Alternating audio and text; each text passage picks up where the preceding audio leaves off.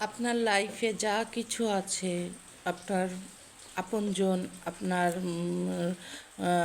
লাইফে আপনার যা কিছু আছে, আল্লাহ আপনাকে যা কিছু দিয়েছেন, আপনি সব কিছুর উপরে কৃতজ্ঞতা প্রকাশ করুন, কৃতজ্ঞতার অনুশীলন করুন। আপনি যে জিনিসের উপরে অসন্তোষ প্রকাশ করবেন, আপনি শিওর থাকেন সেই জিনিসটা আপনার জীবন থেকে দূরে সরে যাবে। তো আল্লাহ আপনাকে যা কিছু দিয়েছেন আপনার লাইফে উপহার স্বরূপ, আপনি সমস্ত কিছুর উপরে হাম্বল থাকুন, বিনয়ী থাকুন, কৃতজ্ঞ থাকুন। তো আপনি যখন কৃতজ্ঞতার অনুশীলন করবেন, সব কিছু আপনাকে আল্লাহ অনেক গুণে বাড়িয়ে দিবেন। কিন্তু আপনি আপনার লাইফে যা কিছুর উপরে অসন্তোষ প্রকাশ করবেন, সেই জিনিসগুলো টুডে অর টুমরো আপনার জীবন থেকে দূরে সরে যাবে। তো এটা অনেক বেশি